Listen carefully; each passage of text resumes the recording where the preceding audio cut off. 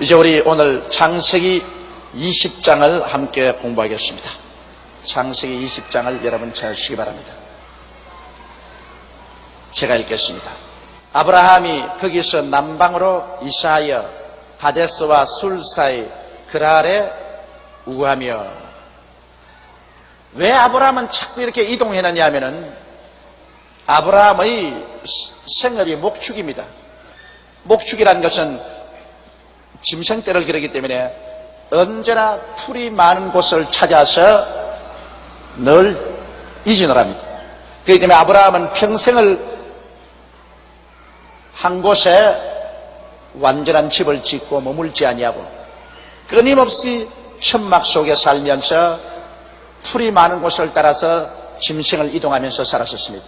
히브리서에 보면 아브라함이 이 세상 천막에서 살면서 끊임없이 나그네 생활을 한 것은 그들에게는 영원히 있을 처소가 하늘에 있기 때문에 그것을 늘 바라고 이 땅에 안주할 처소를 찾지 아니했다, 그렇게 말을 했습니다. 여러분, 우리도 이것을 읽고 하나 깨달아야 될 것은 우리는 믿음의 조상 아브라함의 자손들인 만큼 우리 육신으로는 우리가 서울이라는 특정한 지역에서 한 곳에 우리가 집에 살고 있지만은 마음은 언제나 우리는 천막 생활을 해야만 되는 것입니다.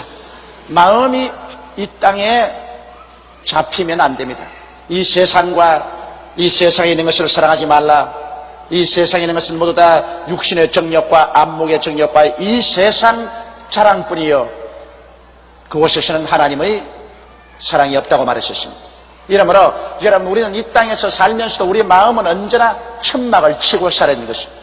언제고 하나님이 부르시면 털털 떨어버리고 미련 없이 떠날 수 있는 마음의 천막 생활, 이것을 잊지 말아야 되는 것입니다. 이 세상에 돈이나 취미나 명예나 권세, 이 세상 것에 잡혀가지고서 여기가 좋사오니 여기에 우리 영원한 장막을 치고 살겠다 하면 그 사람 신앙 잃어버리고 마는 것입니다. 우리가 대통령이 되든 장관이 되든 국회의원이 되든 이거 다 인생을 살아가는데 바람같이 왔다가 안개같이 사라질 것밖에 없는 것입니다. 그것은 잠시 우리 몸에 걸쳐놓는 액세서리에 불과한 것입니다. 우리의 갈 곳은 이미 정해져 있습니다. 우리의 영원한 처소는 우리 주 예수께서 준비하신 하늘나라인 것입니다. 여러분과 나의 주소는 이미 결정되어 있습니다. 여러분과 나는 이 땅에서 어떠한 경우에도 행인과 나그네의 인생을 살아가고 있는 것입니다. 우리는 다 행인과 나그네입니다. 나그네가 한자리에 주저앉으면 그때부터 나그네 생활은 거쳐버리고 마는 것입니다. 이러므로 아브라함이 언제나 천막을 옮겨가며 살은 것처럼 여러분과 저도 언제나 우리 마음속에 천막 속에 살면서 어느 순간이고 하나님이 오라고 하시면 그도 치워버리고 갈 수 있는 마음의 자세가 이루어져야 될 것이고, 또 이 세상에 절대로 어떠한 것인지 마음이 잡혀서는 안 됩니다. 여러분, 돈이 아무리 좋아도 돈에 잡히면 그만 그 신앙을 잃어버립니다. 돈에 잡혀서 안 돼요. 지위에 잡혀서도 안 되고 명예나 권세에 잡혀서도 안 됩니다. 그런 것은 여러분 잠깐 후에 사라져버리고 마는 것입니다. 우리가 마음을 언제나 잡아놓아야 될 것은 우리 주 예수 그리스도인 것입니다. 할렐루야. 우리 속에 와 계시는 예수님만이 우리에게 보배입니다. 영광의 소망입니다. 예수님 이외에 모든 것은 헛되고 헛되며 또 헛되고 헛된 것입니다. 예수님 안에 있는 것만이 유일하고 예수님 밖에 나가면 그것은 모두 다 안개 구름이요 허상에 불과하지 실상이 아닌 것입니다. 허상을 잡고서 날뛰는 사람은 결국에는 큰 영혼의 상처를 입고 마는 것입니다. 그 다음 2절에 보면 그 아내 사라를 자기 누이라 하였으므로 그랄 왕 아비멜렉이 보내어 사라를 취하였더니, 참 큰일은 큰일입니다. 너무 인물이 좋은 부인도 데리고 다니지 말아야 될 것이, 이 사라가 기가 막히게 이뻤습니다. 그러므로 이 아브라함은 그 누이를 데리고 다니는데 굉장히 부담이 되었어요. 왜냐하면 요 사이는 사회가 안정되고 국가와 사회에 법이 있지 않습니까? 그는 옛날에 유목 생활할 때 무슨 법이 있습니까? 힘센 놈이 가서 빼앗으면 되는 거예요. 그렇기 때문에 그 아내가 대단히 이뻤으므로 언제고 힘센 사람이 와서 빼앗아갈지 모릅니다. 이러므로 아브라함은 전전긍긍했습니다. 또 더구나 그 아내 사라 때문에 아브라함은 사람이 많이 사는 곳에 함께 우하지 못하고 언제나 외톨이로 돌아다닌 것이 틀림이 없습니다. 왜냐하면 남자들이 많은 곳에 가면 자연적으로 그 아내 때문에 고통을 당하게 되므로 사람들이 없는 곳으로 전전하고 다녔음에 틀림이 없는데, 그가 술 사이의 그랄에 우거하는데 그랄 왕 아비멜렉이 사라를 보니까 굉장히 이쁘거든. 그래서 이판저판입니다. 사라를 아내라 하면은 아브라함을 죽이고 빼앗을 것이고, 사라를 누이 동생이라고 하면은 시집을 보내서 빼앗을 것이고, 이판저판으로 뺏기는 겁니다. 그런데 우리 하나님의 친구라고 하는 아브라함이 진짜로 살든지 죽든지 흥하든지 망하든지 성하든지 세하든지 하나님을 믿는 믿음을 가졌었으면 하나님의 천사가 그를 보호해 주었을 것이라고 나는 생각이 되는데, 여러분, 여기에서 우리가 배워야 될 것은 아무리 믿음의 조상이요 우리보다 탁월하게 믿음이 강한 어른도 역시 사람인지라 마음에 허약함이 있다는 것입니다. 하나님이 자기와 사라를 지켜줄 것을 믿을 수 없기 때문에 얼마 전만 하더라도 애굽에 내려가서 바로에게 자기 동생이라고 해서 자기 아내를 시집 보낸 경험이 뼛속에 사무치게 지금도 살아있는데도 불구하고 또다시 그는 아비멜렉에게 자기의 아내를 여동생이라고 말한 것입니다. 그러므로 사람은 무척 강한 것 같아도 실제 또 무척 약합니다. 이러므로 우리가 신앙이 아주 좋은 사람이 갑자기 넘어질 때 저 사람 신앙이 좋은 사람이 왜 넘어지느냐, 저 사람 가짜 신앙이 아니냐, 그렇게 우리가 꾸짖어서는 안 됩니다. 사람이 신앙이 굉장히 강한 것 같으면서도 또 어떤 경우를 당하면 무척 연약해가지고서 쓰러질 때가 있는 것입니다. 이러므로 우리는 항상 예수 그리스도를 붙잡고 굳센 신앙으로 살려고 애를 쓰면서 주위에서 넘어지거들랑 그 가서 짓밟아버리지 말고 붙들어서 일으켜 줘야만 되는 것입니다. 신앙으로 넘어지는 사람 여러분 짓밟아버리는 것, 그건 정말 가혹한 일입니다. 왜냐하면 자기 발로 짓밟았으면 나중에 자기도 짓밟히게 되는 것입니다. 이 세상 한평생 살면서 자기는 절대로 안 넘어진다고 큰 소리 할 사람 아무도 없는 것입니다. 모두 다 연약에 쌓여있기 때문에 그런 어떤 환경에 처하게 되면 그 사람도 넘어질 위험이 있는 것입니다. 그러므로 우리는 항상 넘어진 사람이 있으면 기도해주고 붙들어서 다시 일으켜 세워주고, 자기는 넘어지지 않도록 간절히 기도하고 늘 조심해야 될 것인 것입니다. 우리 하나님께서는 여러분과 나를 끝까지 사랑하셔서 우리가 회개하고 돌아오면 받아서 살리는 역사를 하나님 하시는 것입니다. 하나님은 죽이지 않습니다.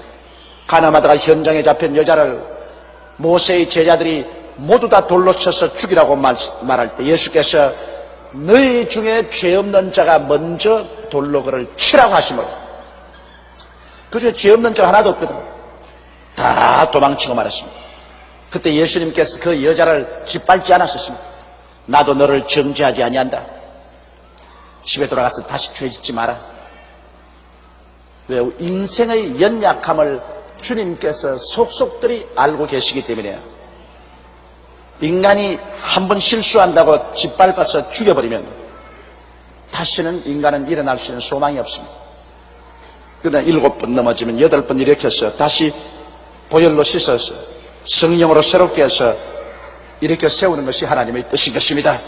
그러므로 예수님이 오신 것은 우리를 죽이는 것이 아니라 예수님으로 말미암아 살리기를 주님께서 원하시는 것입니다. 도적이 오는 것은 도적질하고 죽이고 멸망시키는 것뿐입니다. 마귀는 오면 도적질하고 죽이고 그냥 막 달라들어 멸망시켜버려요. 그러나 예수님이 오신 것은 양으로 생명을 얻게 하되 더 넘치게 하려 합니다. 언제나 살리려고 하는 것이 주님인 것입니다. 여기에 아브라함이 우리가 객관적인 면에서 볼 때 자기 아내를 누이 동생이라고 해서 2번이나 시집을 보냈다고 한번 생각해 보십시오. 여러분, 우리 한국 사회에서 만일 제가 제 아내를 동생이라고 해서 2번 시집을 보냈다고 한번 생각해 보십시오. 박살 날 것입니다. 박살. 아마 이 강단에 근처도 못하게 할 거예요, 여러분. 그리고 내가 설교하러 오면 몽둥이를 들고 나를 쫓아낼 거예요. 근데 하나님은 이런 자랑스럽지 못한 우리 조상도 하나님께서는 나의 친구라고 하시고 믿음의 조상으로 만들으셨습니다. 그러므로 하나님은 그 크신 사랑과 자비로서 우리가 믿음을 저버리지 않은 이상은 다시 일으켜 세워서 새 사람으로 변화시켜 주시는 하나님이시라는 것을 잊지 마시기 바랍니다. 이러므로 우리는 하나님을 감사하고 찬송합니다. 그야 아브라함이 한 번쯤 실수를 했으면 그 다음은 안 그랬으면 참 좋았겠는데 또 그도 생명의 위협이 있으니까 갑자기 약해져가지고서 사라를 자기 누이라 하였으므로 그랄 왕 아비멜렉이 보내어 사라를 취하였지. 그러나 이번에는 하나님께서 직접 손을 써서 도와주시고 그 밤에 하나님이 아비멜렉에게 현몽하시고 그에게 이르시되 내가 취한 이 여인을 인하여 내가 죽으리니 그가 남의 아내임이라. 자, 여러분 여기에서 보면은 하나님께서 우리를 능히 지켜줄 수 있다는 것을 볼 수가 있는 것입니다. 만일 아브라함이 진짜 그냥 하나님을 힘차게 믿었더라면 아예 아내를 시집 보내기도 전에 그걸 빼앗으려고 할 때 하나님께서 아비멜렉에게 현몽하셔서 저 사람에게 손대면은 다 죽이겠다 이렇게 하나님 말할 수가 있는 것입니다. 그렇지 않아요? 그러나 아브라함은 그런 정도의 신앙은 되지를 못하셨습니다. 그래서 그 아내를 시집 보냈는데 아비멜렉이 손을 대지 못하도록 하나님께서 아비멜렉에게 꿈에 현몽해서 무섭게 경고한 것입니다.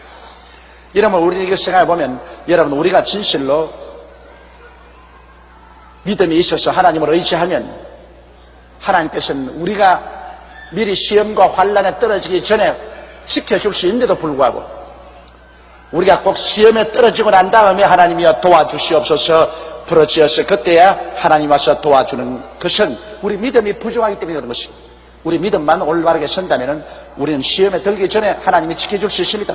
아브라함도 이 시험에 들기 전에 하나님께 정말 기도하고 믿었으면 하나님 미리 천사를 보내서라도 보호해 주었을 것인데 아브라함 믿음이 그 정도로 되지 못했었습니다. 그러므로 시험에 떨어지고 난 다음에야 비로소 하나님이 꿈에 현몽하셔 도와준 것입니다. 틀림없이 아브라함은 사라 자기 아내를 시집 보내고 난 다음에 아마 철야기도 했을 것입니다. 마음이 안 편해서 잠이 오겠어요? 그러니 밤새도록 하나님이여 내 아내를 보호하여 주시옵소서. 할 수 없어 시집은 보냈지만 내가 답답해 죽겠나이다. 아마 그랬을 겁니다. 그러니까 하나님께서 아비멜렉에게 경고해서 보호해 주신 것입니다. 사람 믿음의 단계란 희한하잖아요. 시집 보내기 전에 하나님이 우리를 보호해달라고 믿는 믿음은 그거는 참 최고의 믿음인데 그거는 못하고 시집 보내놓고 난 다음에 하나님이 보호해달라는 것은 좀 못한 믿음입니다. 우리는 최고의 믿음을 가지면 참 좋겠는데 그게 어디 마음대로 되나요? 우리는 최고의 믿음을 가질 수 있도록 늘 노력해야 되겠습니다.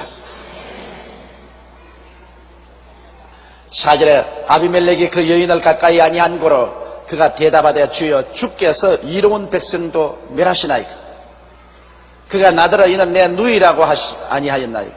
그 여인도 그런 내 오라비라 하였사오니 나는 온전한 마음과 깨끗한 손으로 이렇게 하였나이다. 부부간에 척척 맞아 떨어져 갑니다. 남편은 내 누이라 하고 아내는 우리 오라비라 하고 둘이가 이렇게 척척 맞아 떨어져야 멋진 부부가 된다고요. 부부간에 서로 말이 안 맞아 떨어지면 이 문제가 생기거든. 그러니 이 사라도 속이 여간 상했을 것입니다. 남편이 믿으면 확 하나님을 믿어주지 자꾸 몇 번이나 시집을 보냈다가 찾아왔다가 시집을 보냈다가 찾아왔다가 하니까 그 사라의 마음도 얼마나 상했겠습니까? 그러나 사라가 사라가 그 남편을 굉장히 존경한 것을 알 수 있습니다. 성경에 보면 사라는 남편을 주라고 하고 그의 명령에 복종했다고 말한 것입니다. 주라는 것은 다시 말하면 우리 주 예수 그리스도처럼 받들었다는 것입니다. 그래서 이 모범을 통해서 성경 에베소서 5장에 보면 아내들이여 남편에게 복종하기를 주께 하듯 하라 했습니다. 그래서 이 사라는 남편이 다른 사람에게 시집가라는 것까지라도 순종을 했는데 요거는 순종 안 했으면 좋겠어요. 그런데 너무 순종을 해가지고서 이것까지도 순종을 했습니다. 그 보면 사라가 그 남편을 굉장히 사랑하고 존경하고 순종한 것을 알 수 있는 것입니다. 이러므로 아비멜렉이 하나님 앞에 말씀을 드렸습니다. 하나님이여, 내가 이 여인을 아직 가까이도 안 했는데 주님이 나를 죽이려고 합니까? 난 죄 아직 안 지었는데 왜 의로운 백성인 나를 죽이려고 하십니까? 그리고 또 내가 그를 아내로 취한 것도 남편도 누이라고 말하고 그 여자도 우리 오빠라고 말하니 그 내가 어떻게 안 속아 넘어갈 수가 있습니까? 속아 넘어가서 데려왔으니 나는 죄가 없지 않습니까? 이런 나도 죽이겠습니까? 왜냐하면 이 당시에는 일부 다처제 시대입니다. 한 남자가 많은 여인을 거느리는 시대인 것입니다. 그래서 자기의 재력이 있고 능력이 있으면 많은 여인을 거느립니다. 아비멜렉은 벌써 자기 여러 아내가 있었는데 또 이 아브라함의 아내가 탐이 나서 누이라고 하니까 데리고 왔던 것입니다. 6절에 하나님이 꿈에 또 그에게 이르시되 내가 온전한 마음으로 이렇게 한 줄을 나도 알았으므로 너를 막아 내게 범죄하지 않게 하였나니 여인에게 가까이 못하게 함이 이 까닭이라. 그래서 하나님 말하기를 내가 너 꿈에 나타난 것은 네가 마음에 온전한 마음으로 천연 줄 알고 그를 아내로 받아들였기 때문에 내가 너를 구출하려고 그랬다. 네가 범죄함으로 말미암아 내가 너를 치지 못하도록 너를 도와주려고 내가 꿈에 현몽한 것이다. 네가 나무 아내인 줄 알고 강제로 빼앗았으면 그건 뭐 죄인이니까 내가 반드시 너를 쳤겠지만은 나는 그걸 모르고 천연 줄 알고서 너 아내로 받아들이려고 했으므로 내가 너를 불쌍히 여겨서 너를 살리려고 현몽한 것이다. 이제 그 사람의 아내를 돌려보내라. 그는 선지자라. 그가 너를 위하여 기도하리니 내가 살려니와 내가 돌려보내지 않으면 너와 내게 속한 자가 다 정령 죽을 줄 알지니라. 이야, 하나님 참 멋있죠? 요 사이도 종종 그렇게 좀 해주시면 좋겠어. 옛날에는 하나님이 제깍제깍 그렇게 해주시는데 요 사이는 그냥 막 우리 교회가 억울한 일을 당하고 주의 종들이 억울한 일을 당해도 하나님 말씀을 빨리 안 해주시는 것 같아. 이야, 그냥 우리 하나님께서 이게 참 멋있습니다. 활 하나 안 쏘고 칼 한 번 안 쏘고도 하나님께서 적을 굴복시킬 수가 있지 않습니까? 그러므로 이제 그 사람의 아내를 돌려보내라. 아브라함은 선지자다. 그래서 네가 잘못했다고 사과하고 가면 그가 너를 위해서 기도를 해주면 너와 내 가족들이 다 살거니와 그 사람은 죽는다. 여기 보십시오. 하나님께서 선지자를 얼마나 존경하는지 보십시오. 이제 그 사람의 아내를 돌려보내라. 그는 선지자라. 그가 너를 위하여 기도하리니 내가 살리니라 했습니다. 그러니까 기도 안 하면 안 살려주겠다는 겁니다. 그러므로 하나님은 선지자를 통해서 역사하는 것입니다. 선지자가 너를 위해서 기도를 해주면 내가 그 기도를 듣고 너를 살려주거니와 너가 선지자가 너를 위해서 기도 안 해주면 내가 죽여버리겠다는 거죠. 너를 죽여버리겠다. 이거 무서운 일 아닙니까? 그러므로 성경 말씀에 나의 기름 부은 자에게 손을 대지 말라는 말이 있는 것입니다. 여러분, 주의 종에게 손대지 말아야 돼요.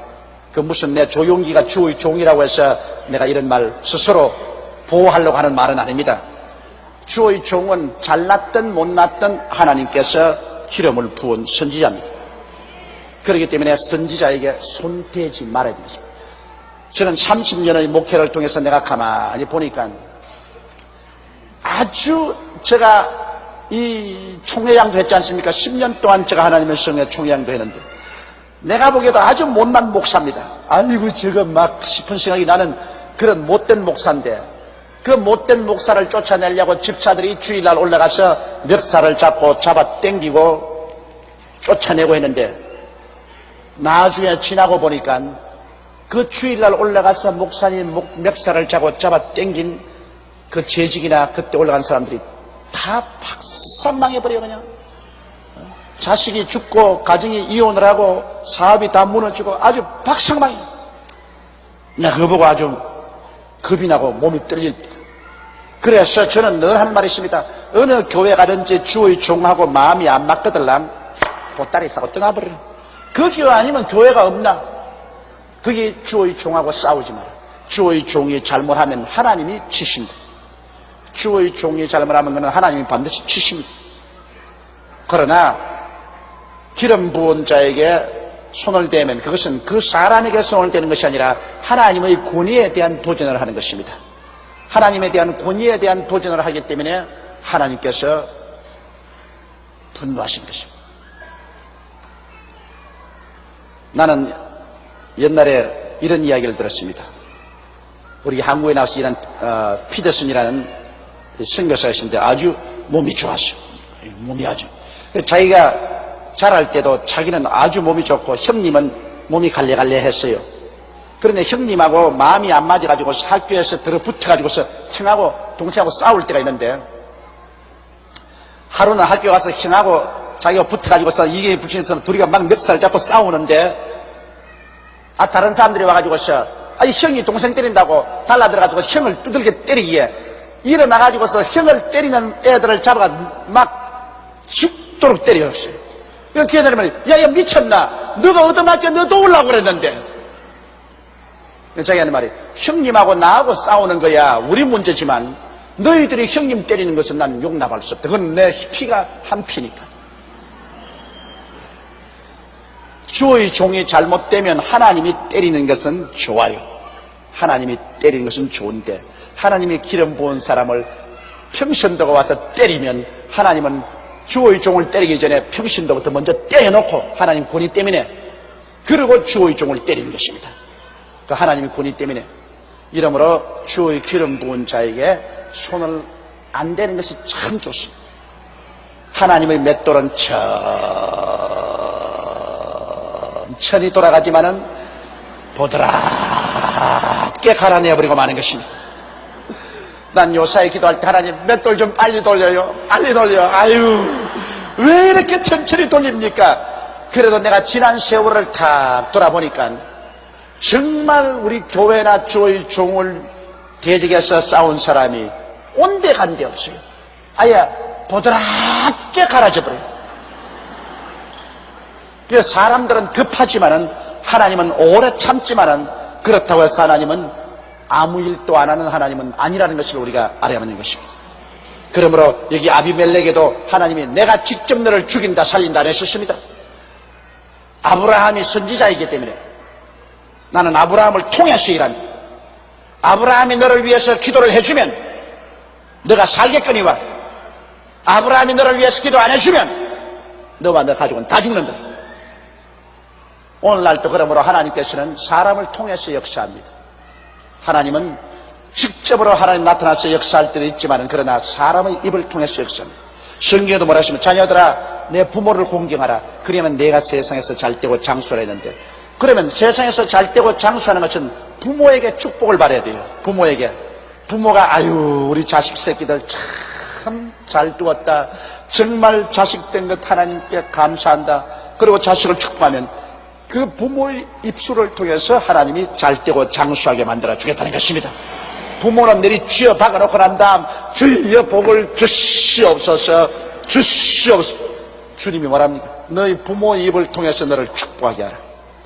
너희 부모의 입을 통해서 너를 축복하게 하라. 그래야 내가 축복한다. 부모의 입을 통해서는 탄식과 저주를 하게 하고 난 다음에 내가 어떻게 너를 직접 축복하는가.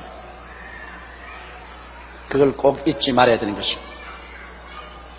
그러므로 아비멜렉은 별 돌이 없어 살자면은 이제 아브라함 가서 기도를 받아야 되는 것입니다.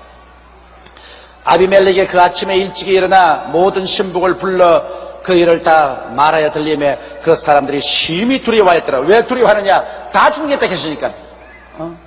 너와 내게 속한 사람 다 죽이겠다니까 아비멜렉뿐 아니라 그 신하들까지 다 죽이겠다니까. 아이고 주인 하나 잘못 만났다가 벼락이 떨어지겠다 싶으니까 신복들이 다 뜬다고요. 하나님의 축복과 심판은 지도자를 통해서 옵니다. 아담 안에서 우리가 다 죽었으나 예수 그리스도 안에서 우리가 믿음으로 다 삽니다. 아브라함 한 사람 택하니까 아브라함의 후손들을 하나님이 다 함께 택해 주신 것입니다. 아론의 머리 위에 부은 기름이 그 수염을 통해 옷깃에 내린다 했습니다. 그러므로 축복은 위에서부터 밑으로 내려오는 것입니다. 한 교회도 한 가지요. 교회도 그 제단에 있는 섬기는 주의 종들이나 제단에서 기도하는 장로님들이 정말 하나님 중심으로 살고 하나님께 축복받은 사람이면 그 주의 종이나 장로님들의 설교와 기도 사역을 통해서 축복이 교인들에게 넘쳐나게 되는 것입니다. 그러나 제단에서 주의 종이나 장로들이 잘못되어 있으면 교회 전체가 그냥 바싹 말라버리고 마는 것입니다. 그러므로 지도자라는 것은 굉장한 책임이 있습니다. 하나님께서는 축복도 지도자를 통해서, 하나님의 심판도 지도자를 통해서 내려오게 되는 것입니다. 그러므로 우리 나라를 다스리는 대통령이나 장관이나 국회의원들이나 이 지도자들이 많이 예수를 믿고 하나님께 충성하는 것 굉장히 필요합니다. 그를 통해서 하나님께서 우리를 축복해 주실 수가 있기 때문인 것입니다. 아비멜렉이 아브라함을 불러서 그에게 이르되 내가 어찌하여 우리에게 이리 하느냐? 내가 무슨 죄를 내게 범하였건데 내가 나와 내 나라로 큰 죄에 빠질 뻔하게 하느냐? 내가 합당치 않은 일을 내게 행하였도다 하고.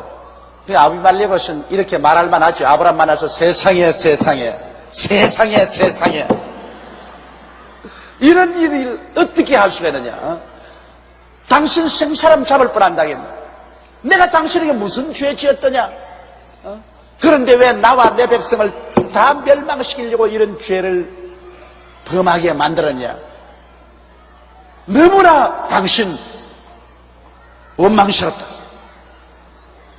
그럼 아비멜렉으로서는 그렇게 말할 만합니다. 청천하늘에 병력 떨어진 것 같으니까. 아비멜렉이 또 아브라함에게 이르되 내가 무슨 이견으로 이렇게 했느냐? 그냥 간단하죠. 내가 무슨 이견으로 이렇게 했느냐? 그의 아브라함이 아내하고 둘이서 같이 다니니까 군대도 없고 자기를 도와줄 사람도 없으므로 겁이 나서 그렇지. 다른 이견이 있나? 그런데 아브라함은 하나님을 믿는 사람인데 겁이 나서 그렇게 했던 말은 차마 체면이 있어 못하지 않겠어요? 아브라함이 가로되 이곳에서는 하나님을 두려워함이 없으니 내 아내를 인하여 사람이 나를 죽일까 생각하였으며. 자, 여기에서 아브라함의 신앙이 크게 좀 궤도에서 벗어났습니다. 여기에는 사람들이 하나님을 두려워하지 않기 때문에 그냥 무법천지로 와서 나를 죽일 것이라고 생각했다는데요. 여러분, 하나님은 하나님을 두려워하는 사람들에게만 역사하는 하나님이고 하나님을 두려워하지 않은 사람 속에는 하나님은 역사하지 않은 하나님이 아닌 것입니다. 하나님은 하나님을 사랑하는 사람이나 사랑하지 않은 사람이나 하나님을 두려워하는 사람이나 두려워하지 않은 사람이나 그 가운데 하나님이신 것입니다. 하나님은 하나님을 두려워하고 사랑하는 사람에게는 자손 천대까지 복을 주고 하나님을 두려워하지 않고 하나님 앞에 지만지만히 행하는 사람에게는 3대까지 하나님이 저주하시는 것입니다. 하나님은 절대 주권자인 것입니다. 절대 주권자가 무슨 사람이 믿어주니까, 사람이 안 믿어주니까, 사람이 사랑해주니까, 두려워하니까 하나님이 역사한다. 그런 건 없습니다. 하나님은 당신 뜻대로 행하시는 것입니다. 절대 주권적인 의지를 가지고 있어요. 당신 원하는 대로 해요. 살리고 싶으면 살리고, 죽이고 싶으면 죽이는 것입니다. 축복하고 싶으면 하고, 저주하고 싶으면 저주하는 하나님은 절대 주권을 가지신 하나님인 것입니다. 이런 절대 주권적인 하나님을 아브라함이 믿지를 못하고 사람들이 하나님을 두려워하지 않기 때문에 무법천지로 자기를 죽이고 아내를 빼앗을까 두려워했다는 것입니다. 또 실상 내용을 보면은 형제는 형제요, 또 그는 실로 나의 이복 누이로서 내 처가 되었습니다. 아브라함의 아버지 데라가 아브라함의 어머니가 죽고 난 다음에 다시 장가들었습니다. 그래서 낳은 딸이 바로 사라입니다. 그러니까 이것은 아버지는 같고 어머니만 틀립니다. 이복 동생이죠. 요 사이야 여러분 이복 동생하고 결혼할 수 있나요? 어림도 없죠. 일본에는 사촌끼리는 결혼해요. 미국도 사촌끼리는 결혼해요. 우리 한국에는 사촌 어림도 없지. 우리 한국 법에는 아마 8촌까지인가 그렇게 될 겁니다. 그런데 아브라함은 자기 이복 누이 동생하고 결혼을 하게 된 것입니다. 아브라함 보기에도 자기 이복 누이 동생이니까 굉장히 눈부시게 이쁘고 하니까 아이고 남 줄 거 있나? 내가 데리고 살자. 그리고 데리고 사는 것 같습니다. 이러므로 그가 실상은 동생임에는 틀림이 없습니다. 아브라함이 완전한 거짓말을 한 것은 아닌데, 그러나 결혼을 했으면 아무리 옛날엔 동생이라도 결혼을 했으면 이제 아내지 왜 결혼하고 난 다음에도 동생 하고 되기나 말이에요. 그게 이제 아브라함의 이중인격인 것입니다. 그가 신앙이 강할 때는 내 아내고 신앙이 약해지면 내 동생이고 사태가 좋을 때는 내가 데리고 살고 사태가 나쁘면 시집 보내고 아주 귀에 걸면 귀걸이 코에 고면 코걸이 편리하게 됐어요. 편리하게. 그러나 실상은 그렇게 하면 안 되죠. 또 그는 실로 나의 이복누이로서 내 처가 되었습니다. 하나님이 나로 내 아비 집을 떠나 두루 다니게 하실 때 내가 아내에게 말하기를 이후로 우리의 가는 곳마다 그대는 나를 그대의 오라비라 하라. 이것이 그대가 내게 베풀 은혜라 하였으노라. 참 시집은 가기는 갔지만은 무거운 부담을 가지고 시집을 갔습니다. 또 아브라함이 이렇게 말한 이유가 있습니다. 그 부인이 애꾸눈이라든지 그렇지 않으면 좀 이렇게 삐뚤어지지 했으면 그렇게 걱정할 필요가 없어요. 그러나 아브라함 보기에도 그 부인이 너무 눈부시게 잘났는지라. 그래서 결혼하고 난 다음 자기 누이요 자기 아내가 된 사라에게 말하기를 자 당신 너무 이쁘다. 그러므로 당신을 데리고 다니면 틀림없이 사람들이 너를 빼앗으려고 한다. 그리고 나를 죽일 것이다. 그러므로 내게 큰 은혜를 베풀어서 사람들 없을 때는 내 아내가 되고 사람들이 있는 곳에서는 내 누이 동생이 되어주고 그래서 남편과 오라버니 소리를 함께 사용해달라고 부탁을 했습니다. 그리고 또 그 부인이 또 그렇게 그 부탁을 받아서 아주 착실하게 연극을 잘 해주었습니다. 아비멜렉이 양과 소와 노비를 취하여 아브라함에게 주고 그 아내 사라도 그에게 돌려보내고 가만히 보니 아브라함이 돈 버는 것은 순전히 마누라 시집 보냈다가 들어찼다 하면서 돈 벌었어. 이 마누라 또 톡톡이 본 사람이 이 아브라함이에요. 왜냐하면 애굽에 내려갔을 때도 빈손 들고 아무것도 없이 내려갔다가 바로에게 마누라 시집 보냈다가 나올 때는 소와 말과 양과 노비와 은과 금이 풍부했다고 말했습니다. 그 다음에 또 아비멜렉에게 시집 바로 보냈다가 또 데리고 와가지고서 또 여기에 양과 소와 노비를 취하여 아브라함에 주었다 했으니까 이 아브라함이 부자 된 것은 부인 덕분에 되었어. 그래서 내가 가만히 보니까 이 장가 잘 가야 부자가 되는 모양이라. 부인 덕분에 우리 믿음의 조상이 이렇게 잘 살아요.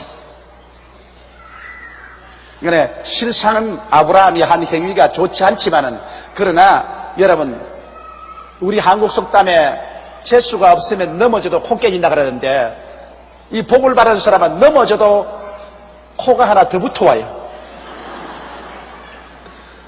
그러니까 하나님이 같이 계시면 우리가 잘못한 일까지라도 합동하여 선을 이루게 만들어 주신 것입니다.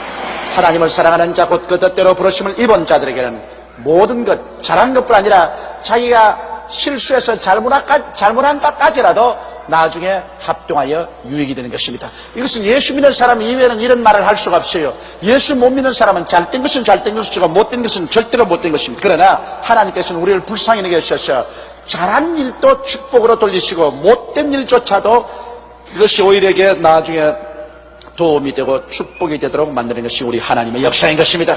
이러므로 예수 믿는 사람은 절대적으로 긍정적인 마음을 가집니다. 현재 내 눈앞에서 모든 일이 뜻대로 안 되었다고 해서 큰 부정적이 되고 원망을 하고 탄식을 하지 말고 현재 내게 쓰고 잘못된 체험이 왔을지라도 나는 이 일이 어떻게 좋아질지 몰라도 하나님 역사는 무궁무진하니까 오히려 그 가운데서도 하나님이여 이 좋지 아니한 것을 인하여 감사하나이다.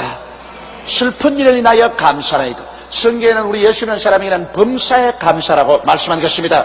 범사란 좋은 일도 있고 나쁜 일도 있는 것입니다. 좋은 일만 감사하라는 것이 아니라 나쁠 때도 감사하라. 나쁜 일도 감사하면 하나님께서 합동하여 유익을 이루어 주시는 것입니다. 사람이 여러분 참 좋은 것은 할렐루야 하기 좋지만 어려울 때 하나님께 감사한다는 게 그 여간 믿음이 아닌 것입니다. 그러나 어려울 때 여러분께서 원망하지 말고 감사 기도를 드리면 희한하게 그것이 나중에 기적으로 나타나기 시작하는 것입니다. 자기가 상상할 수 없는 좋은 일로 나타나기 시작하는 것입니다.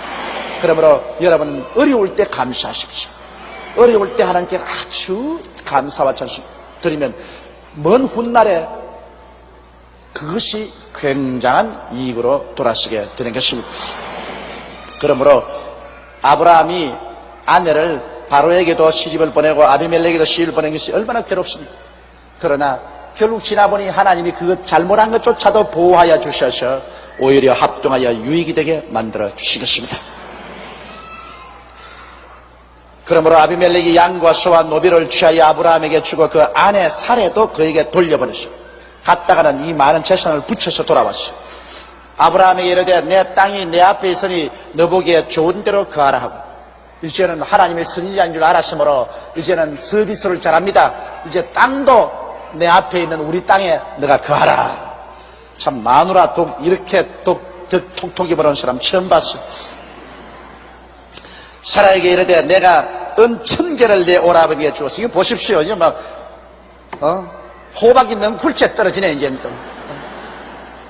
사라에게 이르되 내가 은 1000개를 내 오라비에게 주어서 그것으로 너와 함께한 여러 사람 앞에서 내 수치를 풀게 했노니 내 일이 다 선히 해결되었느니라. 그래서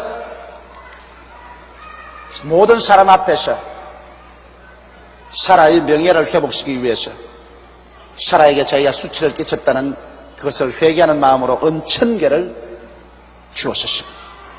그러니 소와 낙이 얻었지 또 은도 또 얻었지.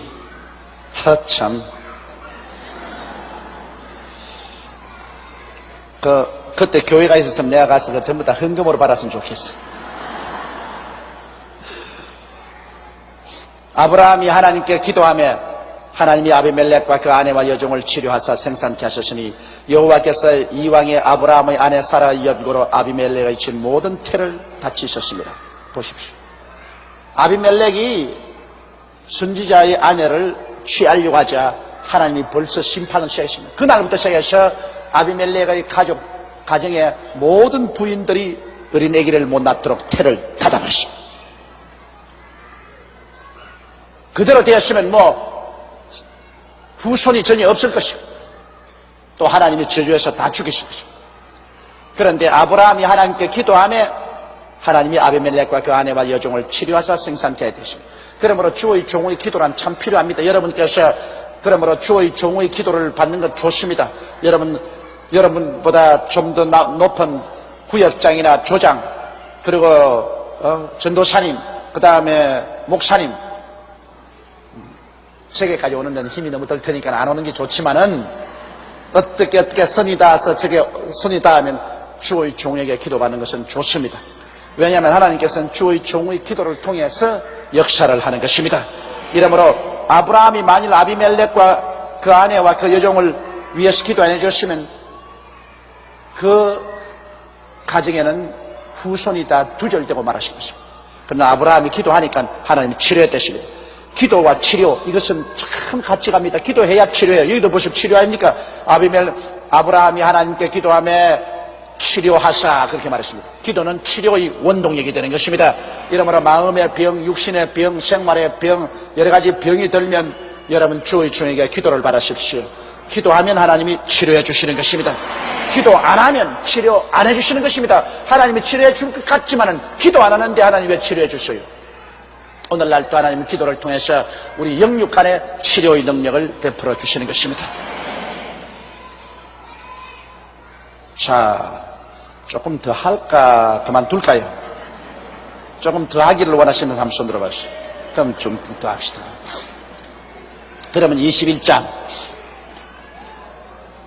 여호와께서 그 말씀대로 사라를 권고하셨고 여호와께서 그 말씀대로 사라에게 행하셨으므로 사라가 잉태하고 하나님의 말씀하신 기한에 미쳐 늙은 아브라함에게 아들을 낳으니라.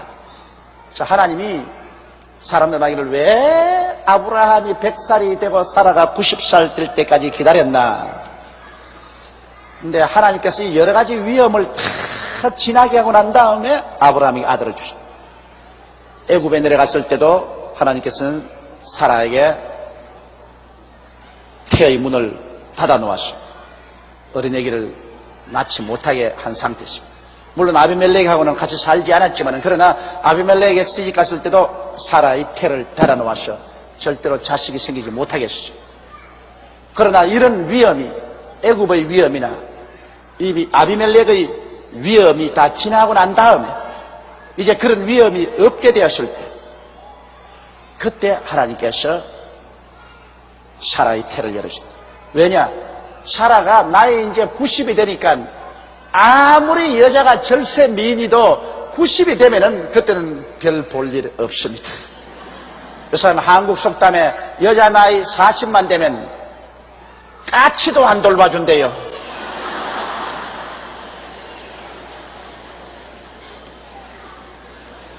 우리 교회 자매님 한 분이 와서 그 이야기를 해요. 목사님, 정말 내가 너무 억울해요. 50대 우리 자매입니다. 우리 저녁에 식사를 하면서 무슨 이야기하는데 대학교 다니는 아들이 하는 말이 뭐냐면, 어머니 종로 내거리에요, 어머니하고요 돈 1,000원하고 떨어지면요 돈 1,000원 주워가지 어머니 안 주워갑니다 그러더라고요. 세상에 너무나 억울하다고 말이지. 사람을 어떻게 보고 이러냐. 목사님, 내가 아직까지 그래도 아직 청춘인데 우리 아들이 그렇게 취급한다고 그래서 내가, 집사님 생각에 청춘이지 내가 봐도 돈 1,000원 주어가지 집사님 안 주어가겠습니다. 와이고, 그랬다고 뿔을 내가지고서 목사님조차 그런 말을 한 얘기 있어. 사실이죠. 어찌할 도리가 없지 않습니까? 인생이란 그런 겁니다. 제가 그렇게 말했습니다. 그 사라도 하나님께서 한참 젊고 이쁠 때는 어린애기를 못 낳게 했어요. 그건 왜냐하면 이런 위험이 자꾸 있기 때문에. 그러나 이제 나이 90이 되어서 이제 공짜로 갖다 줘도 내버릴 나이가 되니까 아무도 안 돌봐줄 때, 그때 이제 태를 열어가, 애따 이제는 진짜 너 아내다, 이제는 아들 낳아라. 그래서 아브라함 100세, 사라 90세에 아들을 낳은 것입니다. 그러니 참 어지간한 기적이 아니고는 이런 일이 일어날 수가 없는 것입니다. 그래서 하나님이 말씀하신 것은 여러분, 환경과 그 몸의 느낌에 관계가 없습니다. 눈에는 아무 증거 안 보이고 귀에는 아무 소리 안 들고 손에 잡힘이 없어도 하나님 말씀대로 이루어지는 것입니다. 여기도 보십시오. 여호와께서 그 말씀대로 사라를 권고하셨고 여호와께서 그 말씀대로 사라에게 행하셨으므로, 할렐루야. 말씀에 써야 돼요. 말씀에. 믿음이란 하나님 말씀에 쓰는 것이 믿음이지, 우리가 환경을 바라보거나 우리 감각에 쓰면은 그 믿음이 아닙니다. 믿음이란 그저 하나님 말씀만 부여잡고 이 세상이 뒤엎어지더라도 하나님 말씀만 잡고 나아가는 것이 믿음인 것입니다.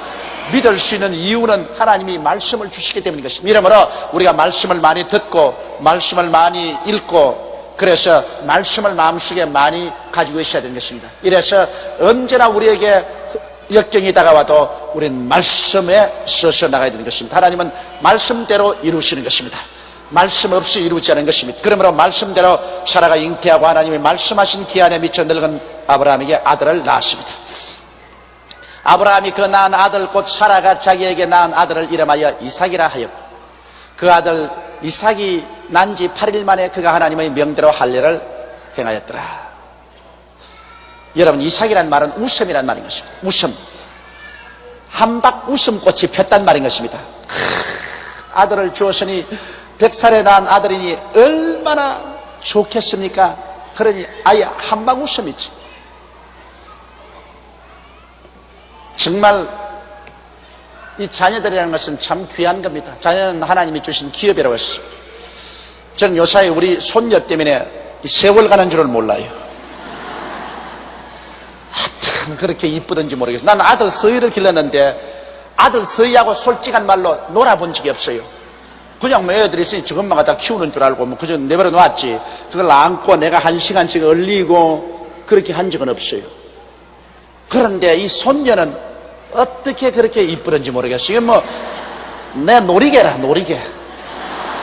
내가 가지고 있으면 시간 간 줄 몰라요. 이게 뭐 요사이 안으면 내 얼굴 다 핥히고 자기 주먹으로 내 입술 다 땡기고 그냥 때리고 하는데도 그래도 그렇게 이쁘대요. 이래서 이 손자나 손녀 없는 사람은 여러분 억울할 겁니다. 정말 자식 사랑할 때보다는 훨씬 귀여워요. 자기 친자식보다 훨씬 나아요. 그러므로 나이 늙는다고 탄식하지 마십시오. 나이 늙으면 여러분 위에 손자나 손녀가 얹혀질 것입니다. 아주 귀여워요.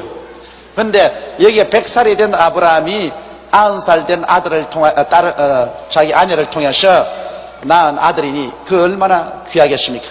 그래서 아들을 낳아서 8일 만에 그가 하나님 명대로 할례를 베풀었습니다. 아브라함이 그 아들 이삭을 낳을 때 100세라.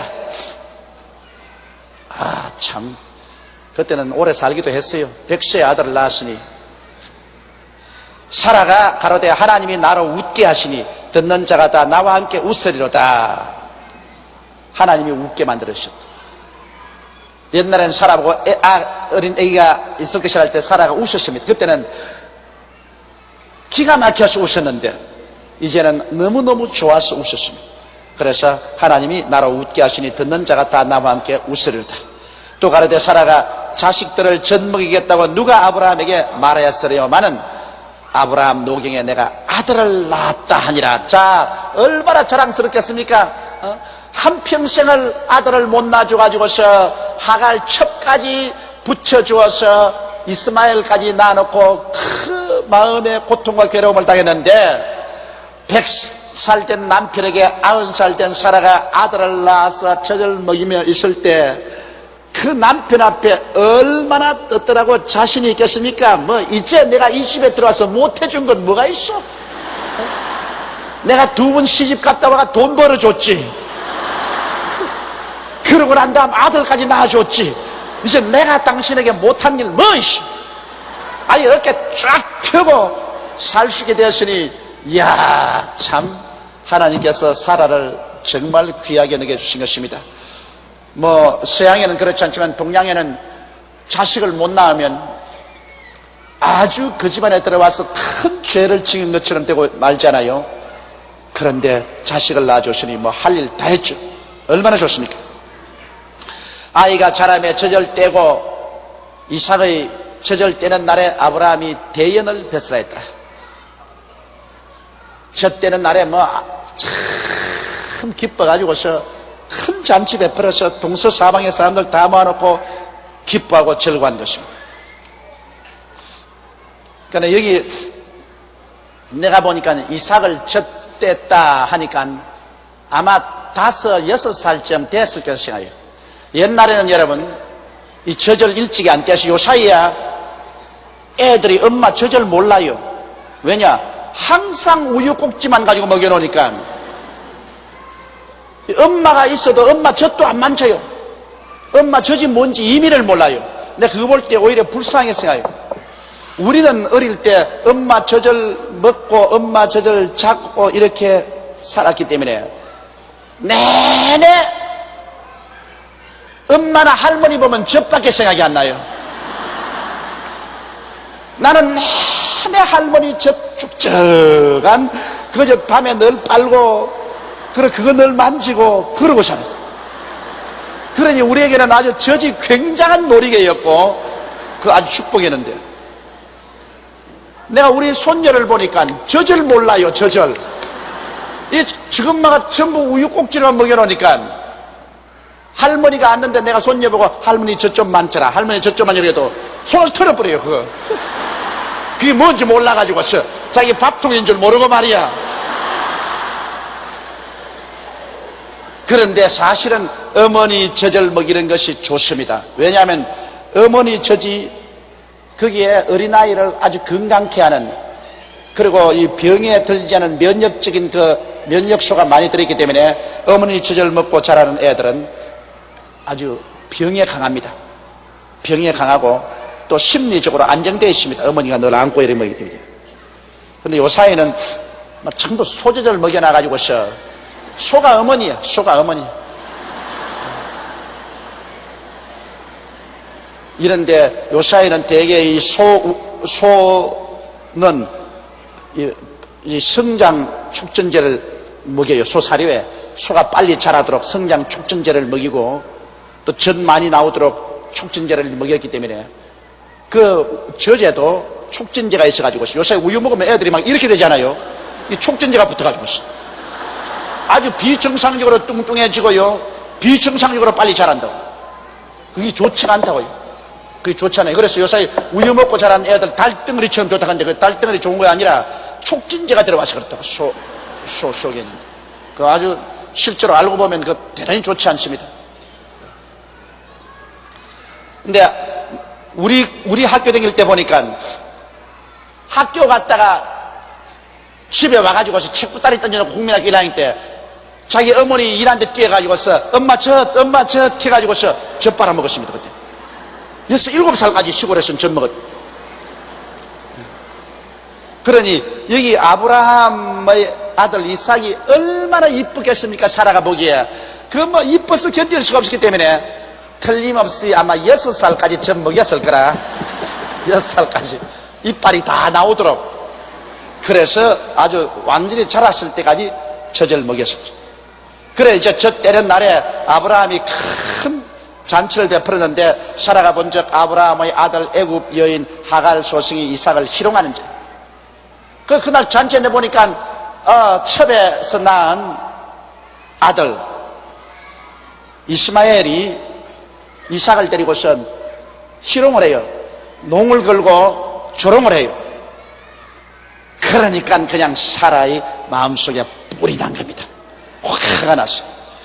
그가 아브라함에게 이르되 이 여종과 그 아들을 내어 쫓아라. 이 종의 아들은 내 아들 이삭과 함께 기어버렸지 못하리라. 단호하게 남편에게 명령을 했는데, 자, 아브라함이 그 아들을 위하여 그 일이 깊이 근심되었더니, 그럼 아브라함에게는 첩의 아들 또 아들이거든.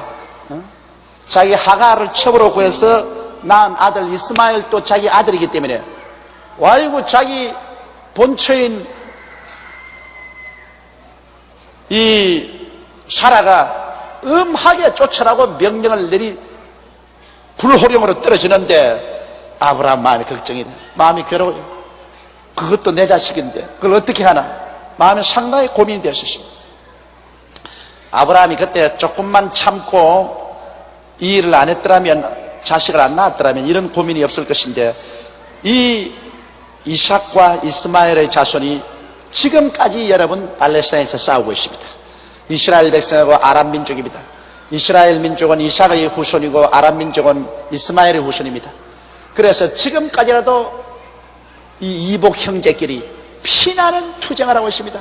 죽고 죽이는 피나는 투쟁입니다. 여러분 모슬렘교는요, 모슬렘교도 그들 코란에 보면은 아브라함이 자기 조상입니다. 지금 모슬렘교 거기도 분명히 아브라함이 자기 조상이라는 겁니다. 그런데 거기에 보면 뭐라고 하냐면 이스마엘이 하갈이 아브라함의 정처고, 그리고 여기에 사라가 첩이었다고 거기는 그렇게 기록해 놨습니다. 까꿀로지요. 그러나 이 성경에는 사라가 본처고 하갈이 첩이라고 놨습니다. 그래서 서로 그것을 바꾸어 놨지. 코란경에는 보면은 그대로 구약성경 거의 그대로예요. 코란경. 구약성경은 거의 그대로 갖다 놨어요. 그 다음에는 마호메토가 한 게시받았다는 책을 연결해왔는데 거기 보면은 그들도 아브라함이 자기 조상이라고 말하고 이스라엘 백성을 또 아브라함이 자기 조상이라고 말합니다. 아브라함의 아들끼리 지금 싸운다. 그러니 이게 참 무서운 일이 아닙니까? 12절에 하나님이 아브라함에게 이르시되 내 아이나 내 여종을 위하여 근심하지 말고 사라가 내게 이런 말을 다 들으라. 이 사이에서 나는 자라야 내 씨라 칭할 것입니다. 자, 여기 보십시오. 하나님께서 육으로 난 것은 언제 육으로 취급합니다. 그리고 성령으로 말씀으로 난 것을 하나님께서 인정해 주는 것입니다. 하갈에게서 난 것은 아브라함이 육으로 난 자식이거든. 그러나 이삭은 하나님이 약속의 자녀이거든. 약속의 자녀입니다. 여러분과 나는 육으로 난 자손이 아니라 모두 약속으로 난 자녀인 것입니다. 왜냐하면 우리 주 예수 그리스도를 믿으면 멸망하지 않고 영생을 얻는 하나님의 약속을 통해서 낳은 자식을 하나님은 육으로 낳은 자식보다 귀하게 여기시는 것입니다. 하나님 이스라엘 백성은 하나님의 선민입니다. 그러나 하나님의 선민이지만은 그는 육으로 난 자식입니다.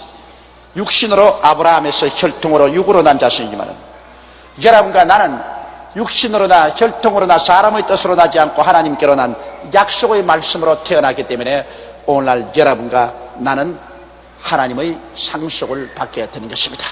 그렇기 때문에 육의 선민이 있고 영의 선민인데 여러분 우리는 말씀의 약속을 통해서 낳은 사람으로 영의 선민이고 이스라엘은 육의 선민인 것입니다. 여기에도 보니까 하나님께서 약속의 말씀으로 낳은 자식이 이삭이고 육으로 낳은 자식이 이스마엘인데 하나님께서는 육으로 낳은 이스마엘이 하나님 말씀의 약속으로 낳은 이삭하고 상속 같이 못 받는다.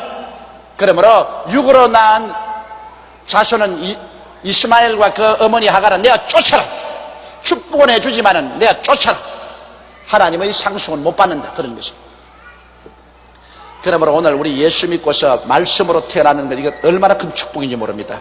우리는 하나님의 아들 예수 그리스도를 믿음으로 말씀으로 약속으로 태어난 자손들인 것입니다. 우리는 안 쫓겨납니다. 우리는 천당까지 올라가는 것입니다. 그러나 육으로 태어나서 말씀을 받아들이지 아니하고 우리 조상이 아브라함이다. 우리가 이스라엘 민족이다. 그러므로 우리는 그대로 여기서 구원받는다고 하는 것은 헛된 일입니다. 지금은 그거 통과되지 않습니다. 그것은 하나님께서 함께 육으로 난 자손들을 영으로 난 자손과 똑같이 취급하지는 아니하는 것입니다. 그러므로 여기 하나님이 아브라함에게 이르시되 내 아이나 내 여종을 위하여 근심하지 말고 사라가 내게 이런 말을 다 들으라. 이삭에게서 난 자라야 내 씨라 칭할 것임이라. 그러나 여종의 아들도 내 신이 내가 그로 한 민족을 이루게 하리라 한지라.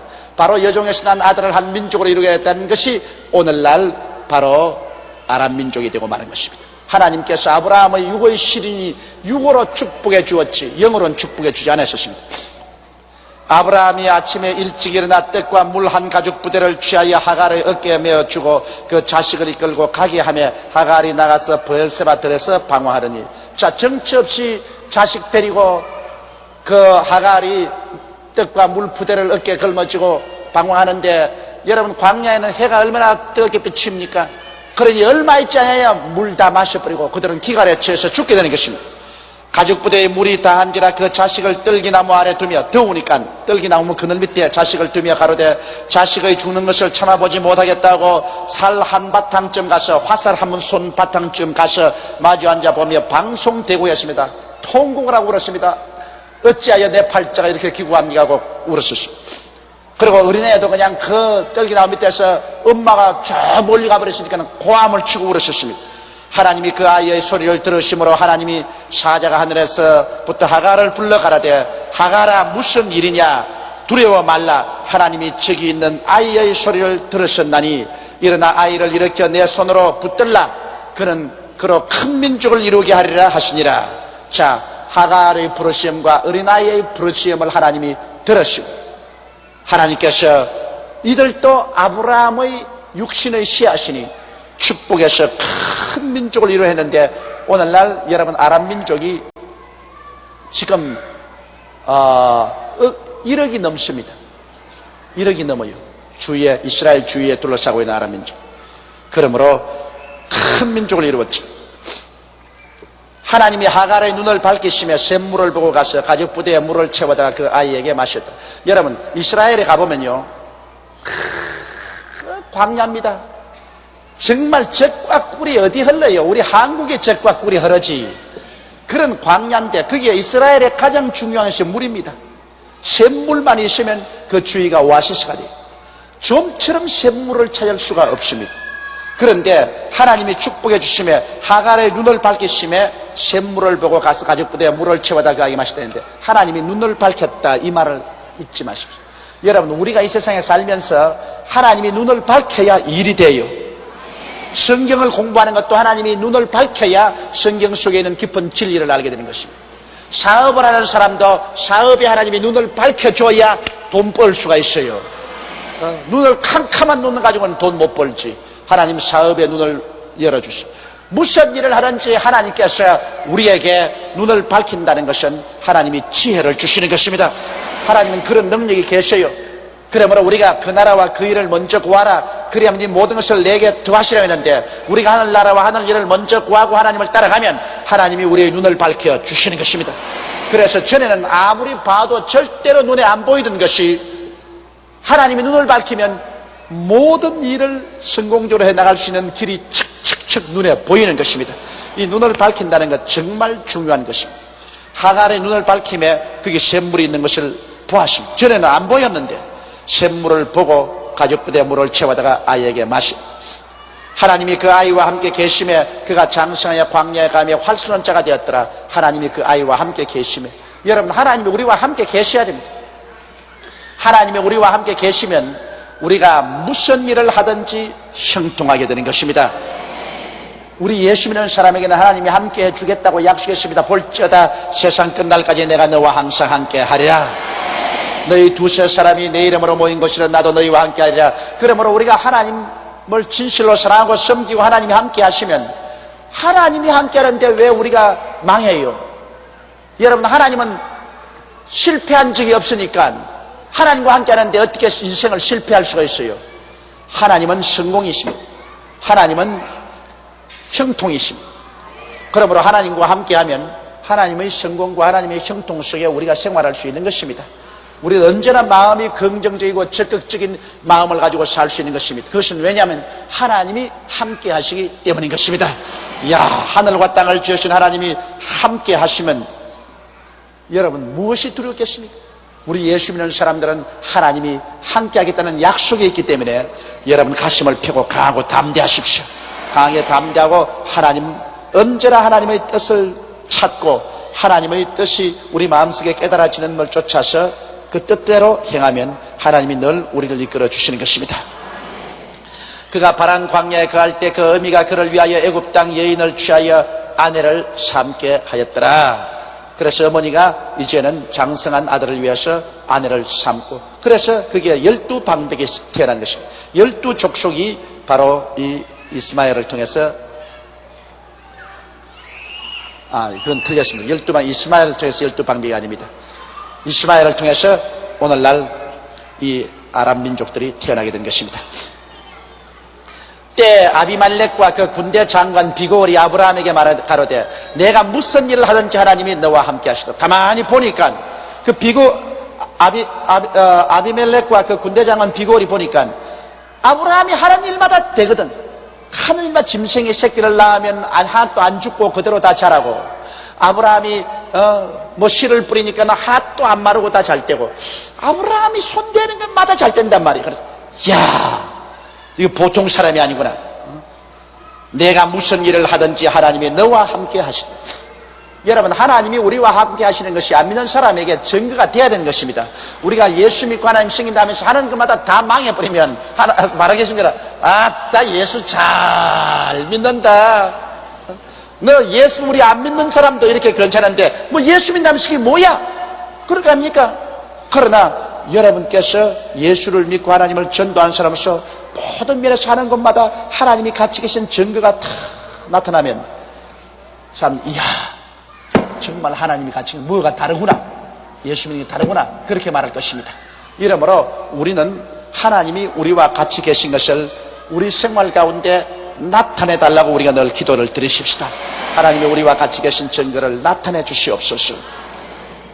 여기 하나님이 같이 계신 것을 이 사람들이 보고서 아브라함에게 또 찾아온 것입니다. 왜냐하면 겁이 나거든. 아브라함이 이제 창대해져 가지고서 나중에 자기 나라와 자기의 백성들을 해칠까 싶어서 미리 언약을 맺자는 것입니다. 그런즉 너는 나와 내 아들과 내 손자에게 거짓되이 행치 않기를 이제 여기서 하나님을 가리켜 내게 맹세하라.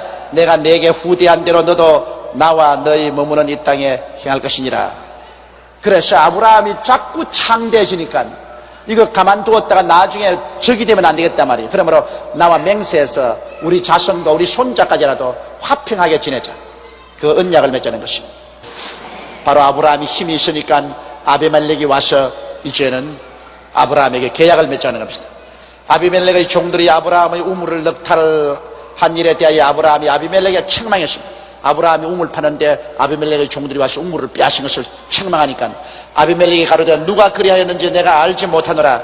너도 내게 고하지 아니하였고 나도 듣지 못하였더니 오늘이야 들었노라. 그 전에 나 몰라서 그랬다는 것입니다. 아브라함이 양과 소를 취하여 아비멜렉에게 주고 두 사람이 서로 언약을 세우니라. 아브라함이 7 암양 새끼를 따로 놓으니 아비멜렉이 아브라함에게 이르되 이 7 암양 새끼를 따로 놓으면 어쩌면요. 아브라함이 가로되 너는 내 손에서 이 암양 새끼를 7을 받아 내가 이 우물판 증거를 삼으라 하고 두 사람이 거기서 서로 맹세하였으므로 그곳을 브엘세바라고 이름하였더라. 그래서 거기 아비멜렉하고 아브라함이 서로 언약을 맺고 언약 맺은 증거로서 선물을 서로 바꾸었었습니다. 그 옛날에는 주로 짐승을 선물로 주었습니다. 그래서 그 짐승이 새끼를 낳고 또 새끼를 낳은 그 짐승이 언제나 살아있는 것이 증거가 됩니다. 언약을 맺은 증거가 되는 것입니다. 그때는 우물물이 얼마나 중요했던지 우물물 가지고 전쟁까지 일어난 것입니다. 그러면 아브라함이 자기 판 우물은 자기 것이니까 이거 증거하라고 그 증거로 암양새끼 7을 따로 준 것입니다. 그들이 브엘세바에서 언약을 세우며 아비멜렉과 그 군대 장군 비고을은 떠나 블레셋 족속의 땅으로 돌아갔고 아브라함은 브엘세바에 에셀나무를 심고 거기서 영생하시는 하나님 여호와의 이름을 불렀으며 그가 블레셋 족속의 땅에서 여러 날을 지냈더라. 아브라함은 그곳에서 비로소 좀 이제 안정이 되었습니다. 가정도 안정이 되고 이제는 자기의 아들도 자라고 또 첩과 그 아들도 이제 떠나가고 가정이 좀 정리됐어요. 그래서 아브라함은 거기에서 영생하시는 하나님 여호와의 이름을 불렀더라 했습니다. 영생하시는 하나님. 여러분, 하나님은 죽지 아니하십니다. 하나님은 과거나 현재나 미래나 언제나 살아계신 하나님인 것입니다. 하나님에게는 시간이 없어요. 하나님은 젊지도 않고 늙지도 아니하시는 것입니다. 영생하시는 하나님인 것입니다. 그런데 그 영생하신 하나님께서 우리가 예수 믿을 때 그 하나님의 생명을 우리에게 주셨습니다. 누구든지 저를 믿으면 어떻다고요? 멸망하지 않고 무엇을 얻는다고요? 이 영생을 얻으리라는 것은 하나님의 생명을 얻으리라는 것입니다. 할렐루야. 그러므로 예수 믿지 않은 사람에게는 이 영생이 없어요. 영생은 하나님의 생명입니다. 그러나 예수 믿는 사람에게는 영생이 있어요. 이건 하나님 생입니다. 헬라어로 말하면 이 영생은 조에라고 말합니다. 한번 따라 말하세요. 조의 생명이 영생 하나님의 생명입니다. 예수 안 믿는 사람의 생명은 헬라어에는 푸스케라 했습니다. 한번 따라 말하세요. 푸스케. 푹 사라진다고 푸스케입니다. 푸스케라는 생명은 육신의 생명입니다. 육신이 죽으면 함께 없어지는 혼의 생명, 이것은 푸스케라 합니다. 그러나 영의 생명, 영생을 얻은 생명은 조의 아이오니온, 영생, 조의 생명이라고 합니다. 그래서 우리가 예수를 믿으면 하나님의 생명인 조의 생명을 얻기 때문에 우리는 이제 푸스케가 아니고 조에입니다. 그러나 예수 믿지 않은 사람은 전부 푸스케예요. 그저 푹쓱하고 사라져버리고 말아요. 그런데 여기에 영생하시는 하나님 이름을 아브라함은 불렀던 것입니다. 할렐루야. 자, 그러면 우리 오늘 들은 말씀을 우리 마음속에 생각하면서 영생하신 하나님께 우리 모든 것을 다 맡기면서 기도하십시다. 아브라함은 그 일생에 하나님께 모든 것을 맡기고 믿지 못했으므로 여러 가지 시험과 환난을 당했지만은 우리는 크고 작은 인생의 문제를 하나님께 기도로서 완전히 맡기고 하나님이 기적을 베풀어 줄 것을 기대하십시다.